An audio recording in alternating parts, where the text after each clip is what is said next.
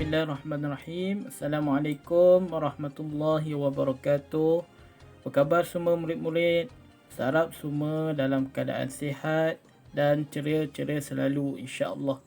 Jadi insya-Allah hari ini kita akan sambung pembelajaran sirah tahun 4. Jadi murid-murid semua boleh bersedia dengan buku teks, alat-alat tulis dan buku aktiviti inovatif sirah tahun 4.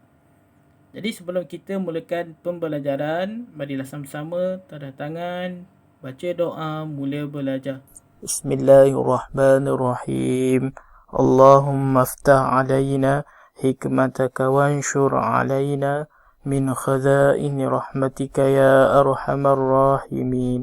Rabbi shrah li sadri wa yassir li amri wahlul 'uqdatam min lisani yafqahu qawli. Rabbi zidni ilma warzuqni fahma waj'alni minas salihin.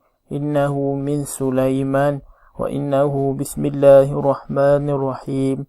Inni ra'aitu ahada asyara kawkaban wasyamsa wal qamara ra'aituhum li sajidin. Amin ya rabbal alamin. Okey, jadi insya-Allah hari ini kita akan sambung unit 5 dan unit 6 di bawah pelajaran pertama, iaitu pelantikan Nabi Muhammad SAW sebagai Rasul. Okey, sebelum ni kita dah baca tentang peristiwa penurunan wahyu di Gua Hira. Kemudian kita dah baca tentang dakwah secara rahsia. Kemudian kita dah baca tentang orang yang mula-mula beriman. Ada 10 orang. Orang yang mula-mula beriman. Kemudian dakwah secara terbuka. Okey, hari ini kita akan masuk tentangan orang kafir terhadap Rasulullah sallallahu alaihi wasallam. Kita akan lihat dan kita akan tengok bagaimana ancaman ataupun tentangan yang Nabi Muhammad sallallahu alaihi wasallam terima daripada orang-orang kafir ini. Kemudian yang keenam, unit 6, iktibar perjalanan dakwah Nabi Muhammad sallallahu alaihi wasallam. Okey, jadi objektif pembelajaran kita pada hari ini, yang pertama, di akhir pembelajaran murid dapat menerangkan bentuk tentangan orang kafir terhadap dakwah Nabi Muhammad sallallahu alaihi wasallam. Dan yang kedua, murid dapat menjelaskan iktibar perjalanan dakwah Nabi Muhammad sallallahu alaihi wasallam. Iktibar ni bermaksud pengajaran, apa pengajaran yang kita boleh ambil daripada perjalanan dakwah Nabi Muhammad sallallahu alaihi wasallam. Okey, jadi murid-murid boleh tengok buku muka surat 16, unit 5, tentangan orang kafir terhadap Rasulullah sallallahu alaihi wasallam. Baca dan fahami. Okey. Apabila orang Quraisy melihat penganut agama Islam semakin ramai, mereka mula menyakiti Nabi Muhammad sallallahu alaihi wasallam. Orang yang paling banyak menyakiti baginda ialah Abu Jahal.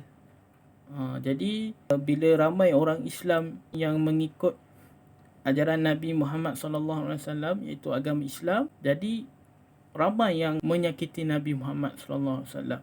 Orang kafir ni, orang kafir yang dengki terhadap Islam ni, diorang menyakiti Nabi Muhammad sallallahu alaihi wasallam. Orang yang paling banyak menyakiti baginda iaitu Abu Jahal. Abu Jahal, pakciknya sendiri. Dia sering mengejek Nabi ketika baginda menunaikan solat di Masjidil Haram dan pernah mengancam untuk membaling Nabi dengan batu ketika Nabi berjalan menuju ke Masjidil Haram. Dia buat apa? Dia mengejek Nabi ketika mana Nabi Muhammad sedang berjalan menuju ke Masjidil Haram dan mengancam untuk membaling batu besar ketika Nabi menuju ke Masjidil Haram. Tetapi Allah Subhanahu wa taala menyelamatkan baginda daripada ancaman tersebut. Selain Abu Jahal, Abu Lahab bin Abdul Muttalib juga pernah menyakiti Nabi Muhammad sallallahu alaihi wasallam dengan cara meletakkan najis. Meletakkan najis di hadapan pintu rumah baginda. Isteri Abu Lahab yang bernama Ummu Jamil binti Harb terkenal dengan pribadi buruknya yang suka mencaci dan mengumpat baginda sallallahu alaihi wasallam. Abu Lahab ni dia suka sakiti Nabi dengan cara meletakkan najis di depan pintu rumah Nabi. Dan isterinya yang bernama Ummu Jamil terkenal dengan watak pribadinya yang suka mencaci dan mengumpat Nabi Muhammad sallallahu alaihi wasallam. Seterusnya kita tengok muka surat 17. Seorang lagi kafir Quraisy yang bernama Uqbah bin Abi Mu'ayth pernah mencekik baginda dengan bajunya ketika baginda sedang mendirikan solat. Uqbah bin Abi Mu'ayth. Yang tadi, siapa yang menyakiti Nabi? Abu Jahal dan Abu Lahab. Dan isterinya, isteri Abu Lahab yang bernama Ummu Jamil. Okey, sekarang ni yang orang yang seterusnya iaitu Uqbah bin Abi Mu'ayth. Uqbah bin Abi Mu'ayth dia mencekik Nabi dengan bajunya ketika mana Nabi sedang solat. Kemudian Abu Bakar yang bersama baginda segera bertindak menghalang perlakuan jahat Uqbah bin Abi Mu'ayth. Orang-orang Quraisy juga mula menyakiti sahabat Nabi Muhammad sallallahu alaihi wasallam dengan berbagai cara.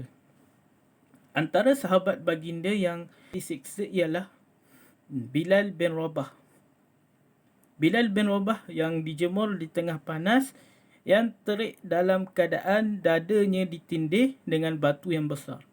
Betapa murid-murid bayangkanlah betapa dahsyatnya siksaan yang ditimpa oleh sahabat-sahabat Nabi. Antaranya Bilal bin Rabah. Siapa Bilal bin Rabah ni? Bilal bin Rabah ni seorang tukang azan, muazzin. Bilal bin Rabah ni dijemur tengah-tengah panas, kemudian dadanya ditindih dengan batu yang besar. Okay. Seorang lagi sahabat yang lain ialah Ammar bin Yasir.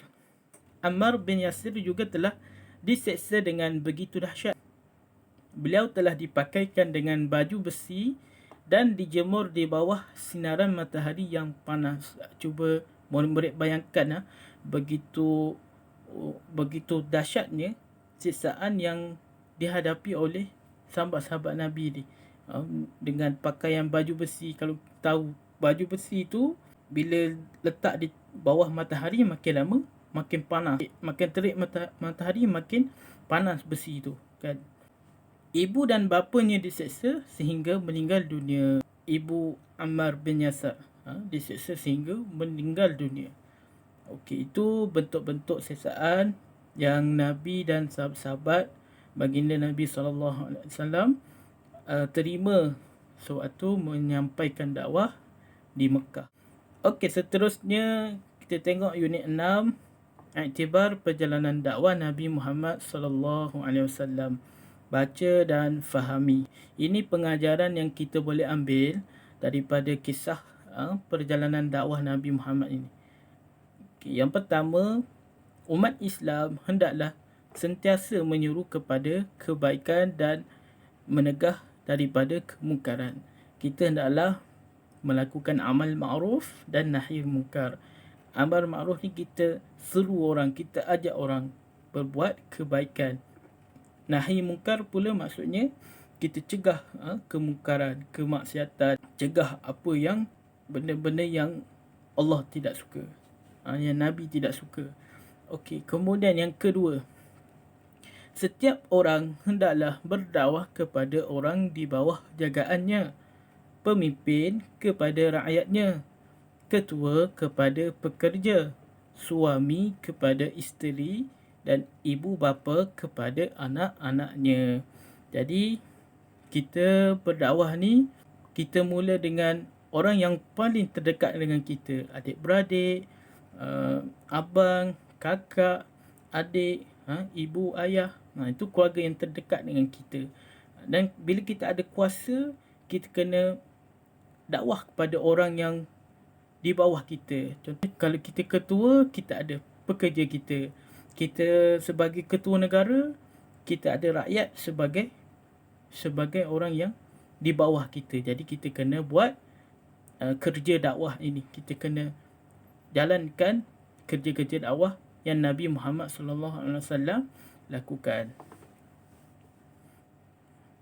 Okay, kemudian yang seterusnya, yang ketiga, berakhlak mulia seperti akhlak Nabi Muhammad SAW.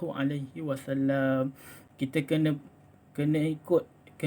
contohi akhlak Nabi Muhammad SAW. Bagaimana baginda sentiasa bersabar, menahan seksa, caci maki orang, kan? Menyampaikan dakwah ni. Jadi kita boleh mengikut akhlak baginda Nabi Muhammad SAW. Dan yang seterusnya, bergaul di dalam masyarakat dengan cara yang baik. Bila kita bermuamalah, kita bergaul, kita berkawan dengan kawan-kawan, dengan ibu ayah, dengan adik-beradik, kita kena bergaul dengan cara yang baik. Jiran tetangga, keluarga dan sebagainya.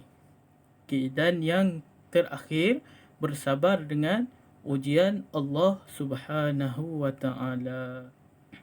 Tahukah anda Abu Jahal yang sangat kuat memusuhi Nabi telah digelar Fir'aun ummah ini oleh Nabi? Dahsyatnya Abu Jahal. Dia telah terbunuh dalam perang Badar. Okey, jadi alhamdulillah selesai pembelajaran kita pada hari ini.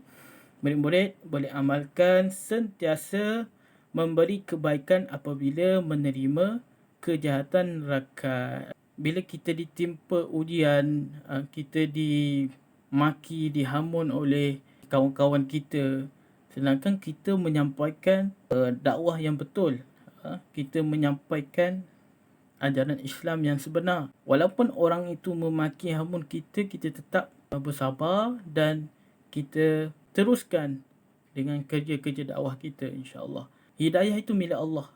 Allah boleh beri pada siapa yang Allah kehendaki. Kita hanya menyampaikan dan bersabar di atas segala musibah ujian yang Allah berikan kepada kita. Okey, setakat di sini dulu untuk hari ini. Semoga murid-murid dapat mengambil iktibar daripada perjalanan dakwah Nabi Muhammad SAW dan jadikan ia sebagai panduan dalam kehidupan kita seharian, insya-Allah. Kemudian murid-murid boleh buat latihan di dalam buku inovatif Sirah tahun 4, muka surat 7 dan 8. Okey, muka surat 7 tu unit 5, tentangan orang kafir terhadap Rasulullah, isi tempat kosong dengan jawapan yang betul. Orang yang suka menyakiti Nabi, mengancam dan membaling batu ketika Nabi berjalan menuju ke Masjidil Haram. Siapa orang tu? Murid-murid tulis nama-nama tu. Kemudian nombor 2, orang yang pernah meletakkan najis di hadapan pintu rumah Nabi. Siapa? Nombor 3, isteri kepada Abu Lahab yang suka mencaci dan mengumpat Nabi. Siapa namanya? Nombor 4, mencekik Nabi dengan baju ketika Nabi sedang solat. Siapa? Nombor 5, ditindih dengan batu besar dan dijemur di tengah panas matahari. Siapa? Nombor 6, dipakai baju besi dan dijemur di bawah sinaran matahari. Okay, nanti murid-murid tuliskan nama-nama mereka itu. Kemudian muka surat 8, unit 6, iktibar perjalanan dakwah Nabi Muhammad. Tuliskan iktibar perjalanan dakwah Nabi Muhammad SAW. Okey, sekian, terima kasih.